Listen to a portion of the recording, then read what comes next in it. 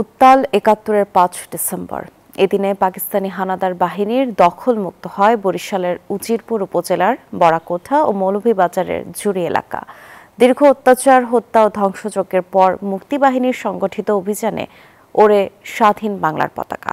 ভয়ের সেই স্মৃতি মনে করে আজও কেঁদে ওঠেন মুক্তিযোদ্ধারা। প্রতিনিধিদের পাঠানো তথ্যচিত্রে ডেস্ক রিপোর্ট। পূর্ব দিগন্তে সূর্য উঠেছে রক্তলাল রক্তলাল। ১৯৭১ সালের ৫ ডিসেম্বর হানাদার মুক্ত পরিবেশে সেই সূর্য উদিত হয় বরিশালের উজিরপুরে। তার চিহ্ন আজও অম্লান হয়ে আছে বড়াকোঠার মুক্তিযোদ্ধা মিলন কেন্দ্রে। ৫ ডিসেম্বর মুক্তিযোদ্ধারা পাক হানাদার বাহিনী, রাজাকার, আলবদর, আল শামসদের আত্মসমর্পণে বাধ্য করেন। মুক্তিযোদ্ধাদের অভ্যর্থনা জানাতে রাস্তায় নেমে আসেন হাজারো মুক্তিকামী মানুষ। ৯ নম্বর sector commander major M A জলিলকে স্বীকৃতি দেওয়ার দাবি জানান তারা। মেজর এম এ জলিলের স্মৃতি বিজড়িত উজিরপুর, সেই মেজর জলিলকে নিয়ে আমরা খুব গর্ব অনুভব করি। উজিরপুরের মুক্তিযোদ্ধা মিলন কেন্দ্রের ইতিহাস বলতে গিয়ে আবেগতাড়িত হয়ে পড়েন ৮৬ বছর বয়সী শুকুর আলী।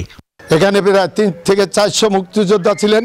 তারা খোলা বাতাস, যে মানে এত স্বাচ্ছন্দ্য বোধ করে জনসাধারণকে নিয়ে হাজার হাজার লোক আছে মুক্তিযোদ্ধাদের অভ্যর্থনা জানানো শুরু করলো। চতুর্দিকে যুদ্ধ পরিচালনা শুরু করলো। এখান থেকে আক্রমণ করতে যাওয়া বা কিছু বা মুক্তিযোদ্ধার একটা স্থান নেওয়া, সেই স্থানটাই তৈরি হইলো এই জায়গাটা। এখানে মুক্তিযোদ্ধা বেশি, এখানে আক্রমণ করছে, গোটা মানে বরিশাল ক্যাপচার করিয়ে নেবে।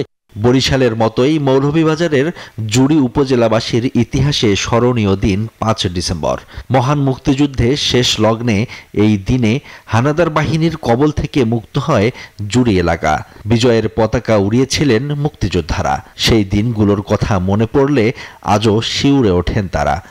একটা শহীদ মিনার হোক, আমি মরার আগে এখানে যদি দেখিয়ে দিতে পারি তার শান্তি পাইব।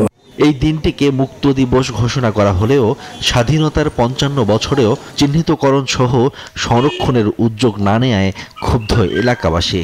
অরক্ষিত স্থানটিকে সংরক্ষণ ও শহীদ মিনার নির্মাণের দাবি স্থানীয়দের।